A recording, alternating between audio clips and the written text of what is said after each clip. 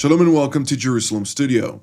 The United States, under the Trump administration, is elevating its efforts to reignite a long-stalled process aimed at resolving the decades-old conflict between Israel and the Palestinians. To further discuss these attempts, I'm joined here in the studio by Colonel in Reserve Gilead Sher, who is a senior research fellow at the Institute for National Security Studies. Welcome. I'd like also to welcome our TV7 analyst, Mr. Amir Oren, and Colonel in Reserve Miri Eisen, who is an expert on Israeli public image and security at IDC Herzliya. Welcome. Mr. Oren, give us a better understanding of the current chain of affairs. Ostensibly, we have two partners here, Israel and the Palestinian Authority headed by Mahmoud Abbas, Abu Mazen. But as of late, because of the reconciliation efforts between the PA and Hamas, Hamas is also back in the picture.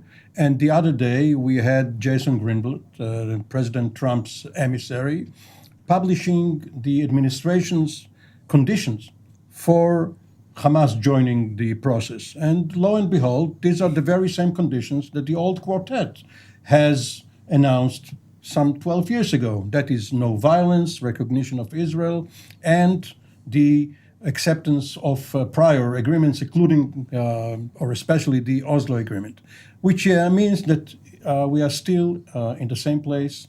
Hamas is blocking the Palestinian Authority from making any meaningful concessions, with Israel yet to come out with any initiative which could break the impasse.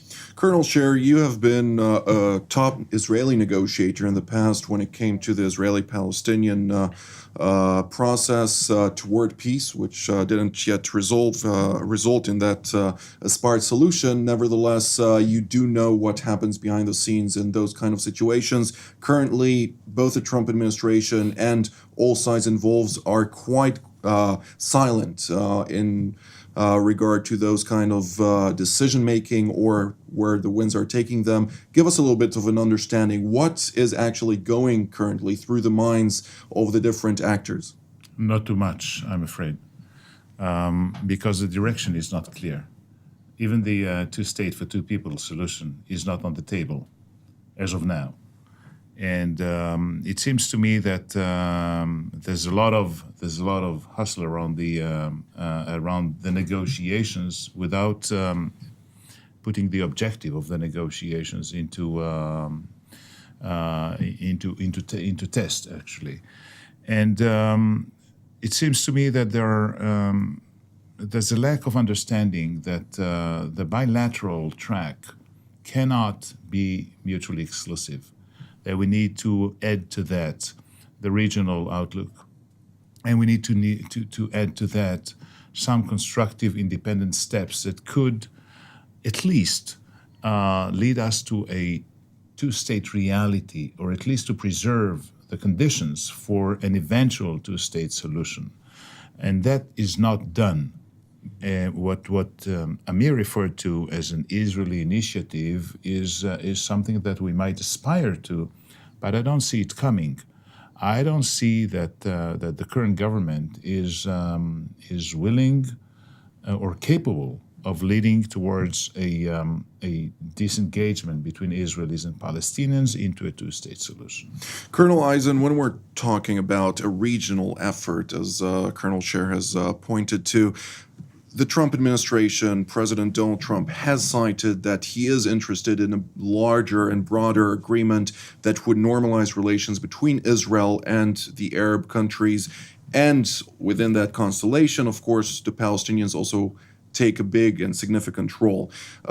We could see in recent weeks also the Egyptians as well as the Saudis, Jordanians, and so on taking a more active role rather than passively sitting and criticizing the process, actually looking to, as we can also see the example now with the unity deal that was brokered by Cairo, taking something into consideration of trying to bring about a reality that would set the foundations to restarting such a process. Do you believe that everybody is ready to move forward, maybe a more optimistic view than Colonel Sher just stated?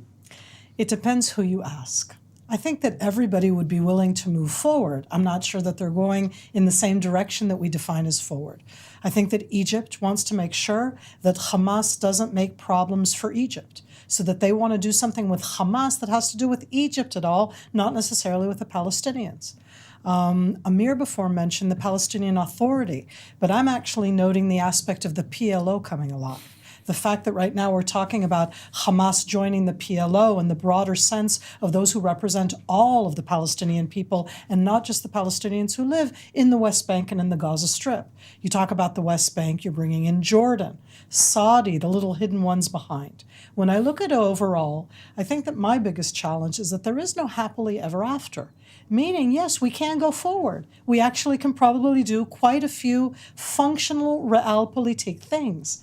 But there is no resolution where everybody's satisfied, where the Palestinians stand up. If they do right now the reconciliation that they're going forward on, I already heard today the Prime Minister talking about the fact, today in Ma'ale Adumim, that he's against that because how can Hamas be part of it?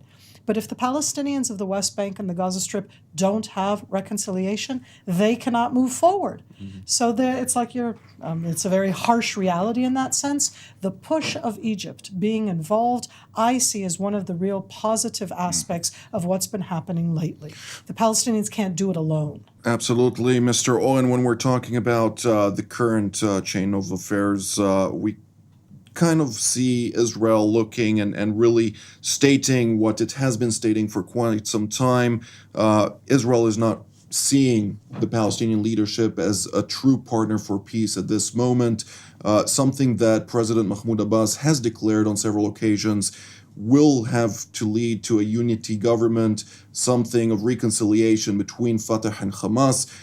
Nevertheless, when this happens, suddenly it's not good enough. What can be done in order to avoid that situation? When you say Israel is or Israel isn't, you mean the political leadership. Well, the elected officials. Well, they represent Israel. Yes, of course, and they have domestic audiences. They have political considerations. Of course, it's their right to announce their policies and denounce the Palestinian policies. However, when you go down one echelon to the professional level, and the professionals who deal with the Palestinians in Israel come from the coordinator for the territories office, from the Shabak, Internal Security Agency, and from military intelligence as well as from Central Command. They are all of the same mind. First of all, that Mahmoud Abbas is now on his last legs. And that means that he is bolder than ever, not the other way around, because he wants to leave a legacy of some kind. And this legacy could be in the internal Palestinian arena or vis-a-vis Israel. Another point that they are making is that the Palestinian community at large is unified only in one dimension, and that is the economic one. They want better life, they want better conditions, be it in Gaza or in the West Bank, even though the political horizon looks differently to each of them. That means that for the time being, until the Abbas succession fight is over, we are not in practice going to see any movement forward, whatever the definition of forward is, because no one is going to be authorized on behalf of the Palestinians to put forward their ideas, even if Israel does come up with something which is more than prior conditions. And up to now, all we heard from this government are prior conditions to entering the negotiations. And earlier, Gilad talked about issues on the table. There is no table yet. Right. We have yet to go to the carpenter to build the table. Nevertheless, the Palestinians have been quite active in trying to establish recognition of a viable Palestinian state, or kind of taking the final solution already to the current reality, in which they have now become a state member of Interpol, of the IAEA, of various organizations. with the international community quite accepting them as a member of the League of Nations, whether they are considered as an observer state in the United Nations or not.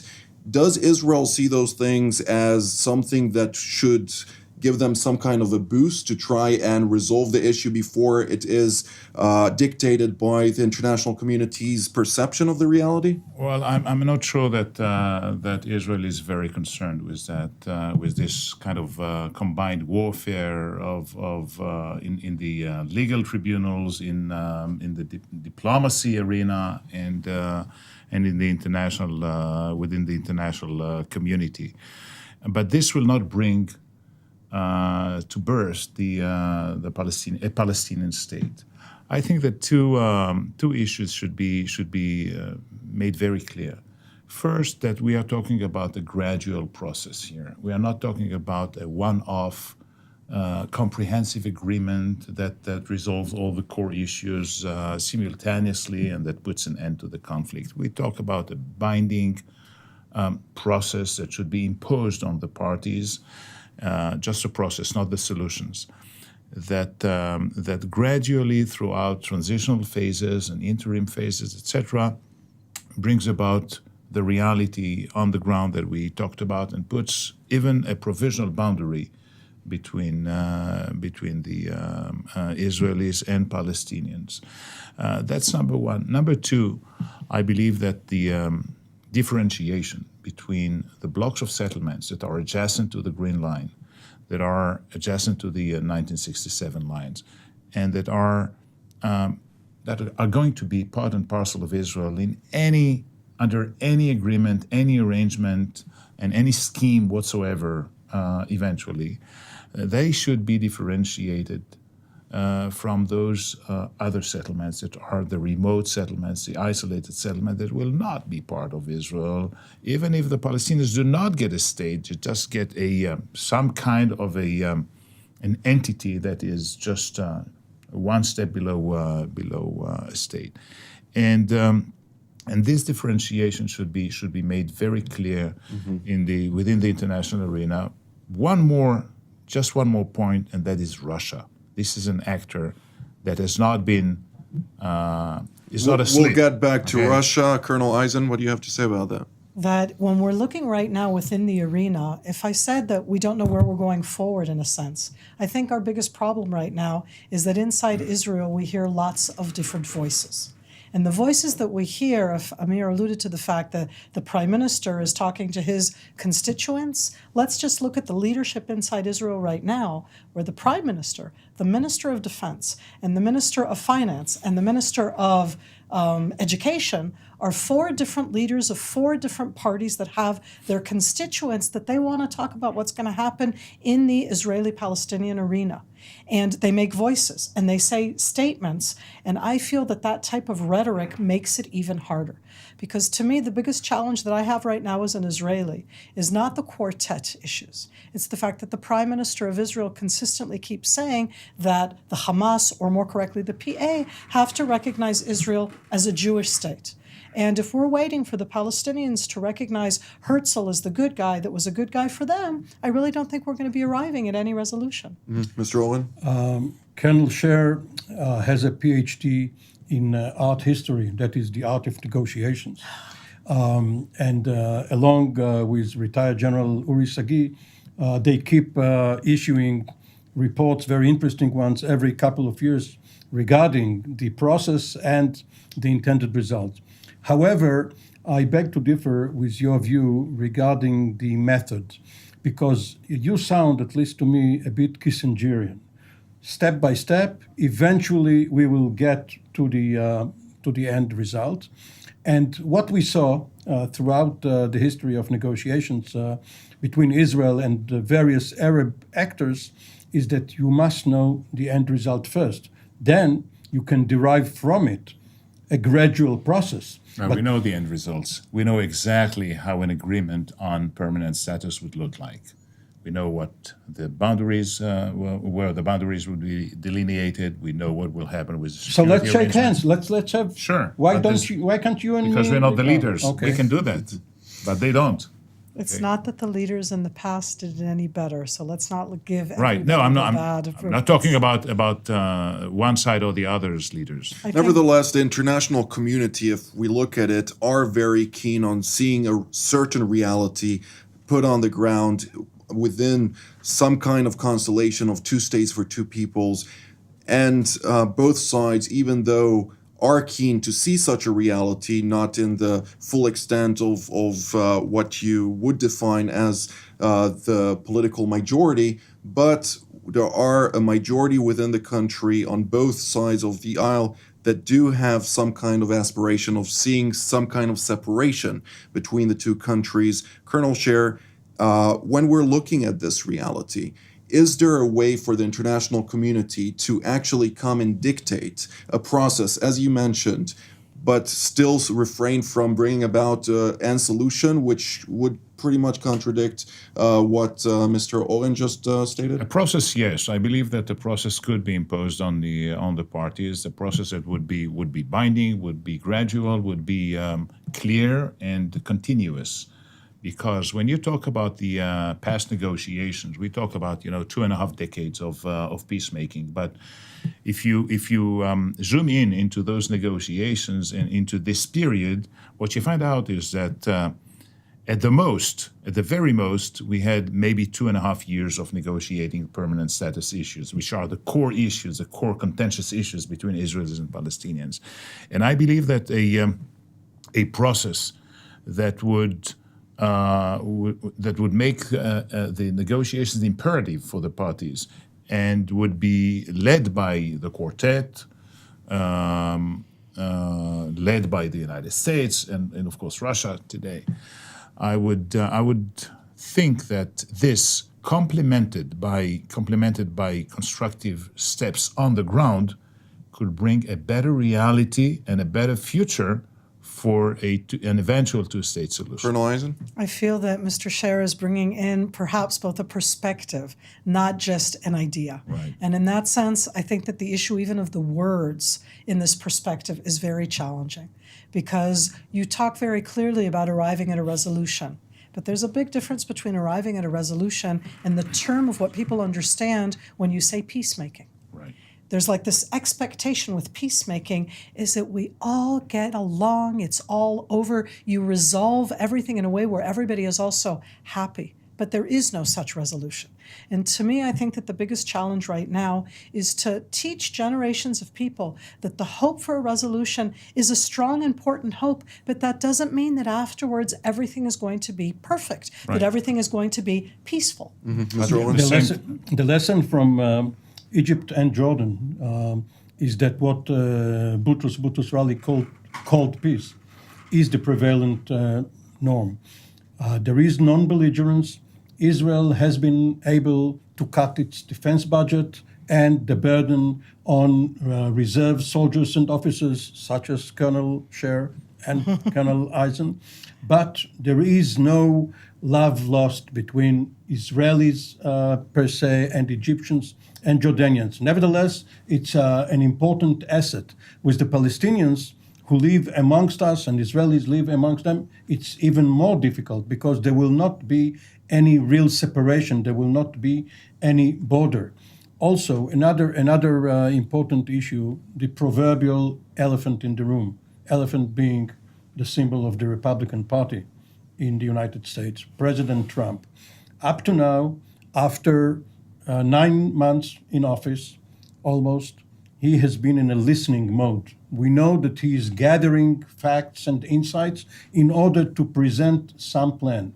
If he does go ahead with such a plan, even though he has a lot on his plate, Iran, North Korea, what have you, Prime Minister Netanyahu will not be in a position to reject it out of hand, the way some of his predecessors did, such as Prime Minister Begin during the Reagan plan in 1982. Which brings me to the point, as long as the stalled negotiations continue to be stalled, it seems like both sides are trying in some kind of arms, whether it be, in some kind of race, or you can set an analogy from an arms race. It is a race in order to set facts on the ground, whether it be on the matter of international recognition, in various institutions on the one hand, and settlements and different outposts on the other.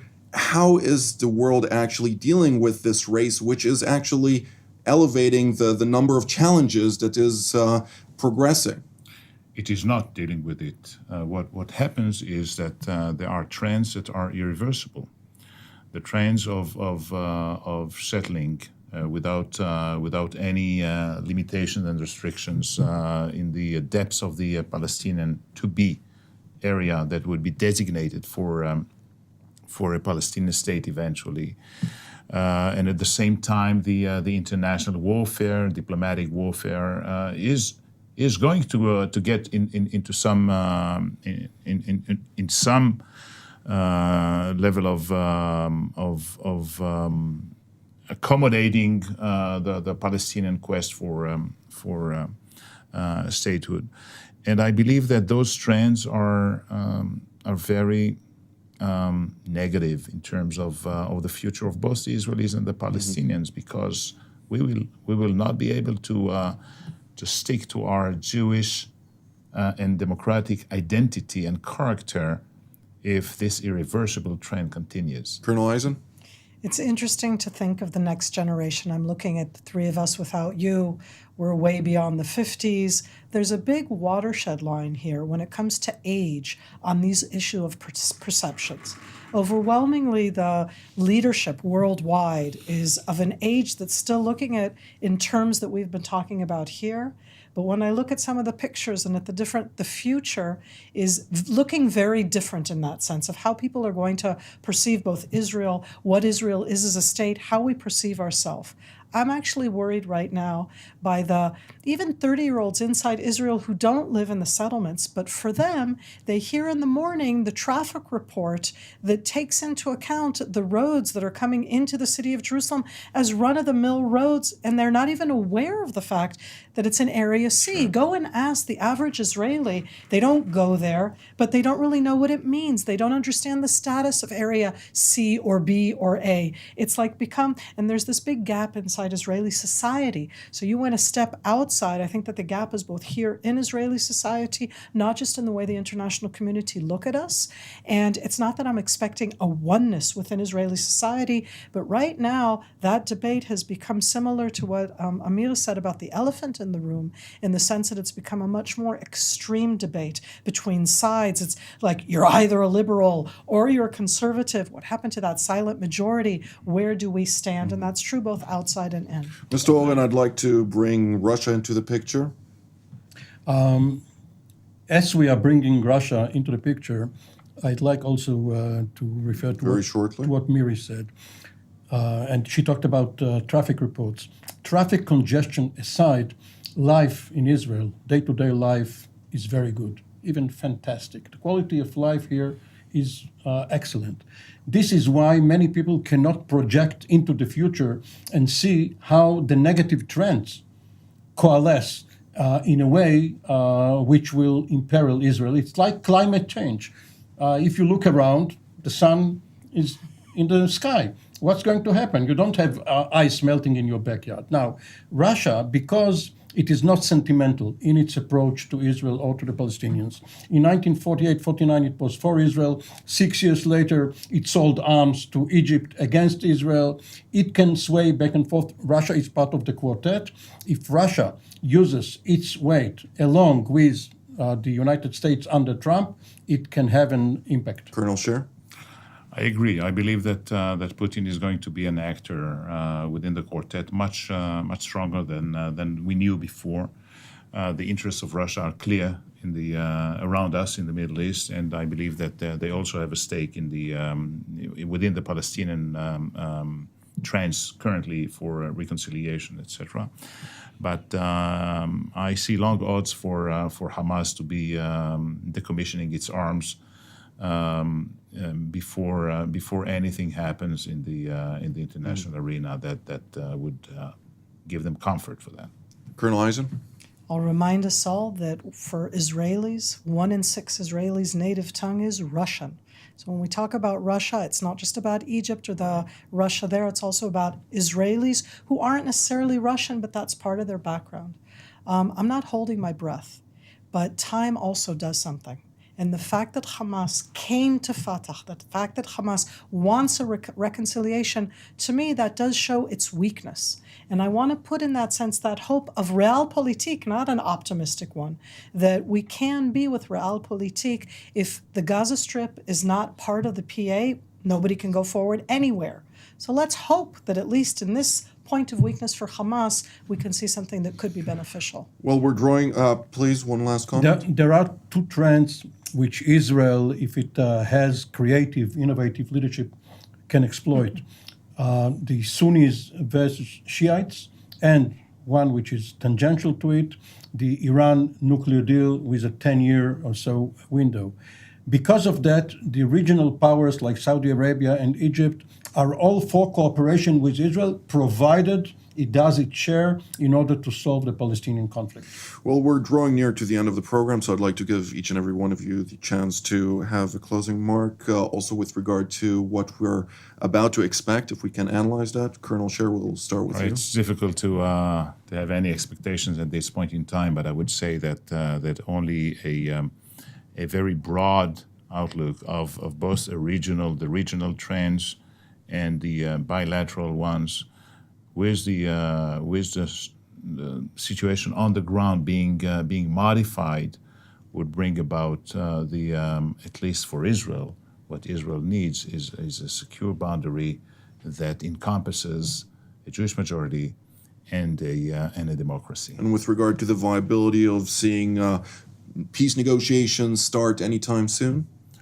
Well, it depends. If we have the objective and we know the target point for these negotiations, I believe that they could start. But if they just start and that's a one-off effort, then better not start at all.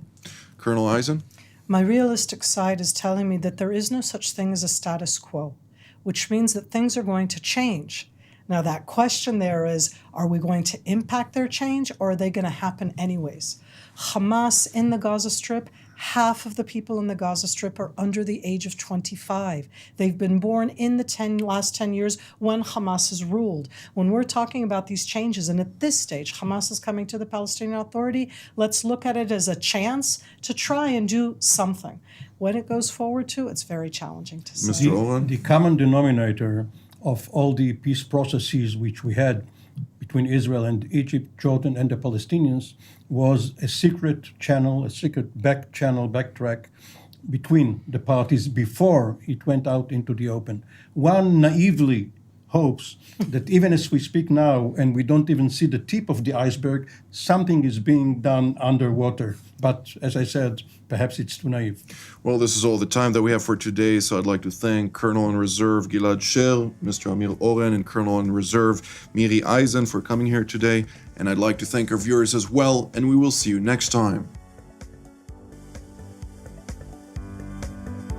TV7 Israel's mission is to give you, our viewers, truthful information, which in effect will give you a chance to really understand what is happening in Israel and its region. If you're blessed by our programs and believe our mission to be important, we urge you to support us and become a voice for Israel. You can support us by going to our website at tv7israelnews.com. This program was made possible through your donations.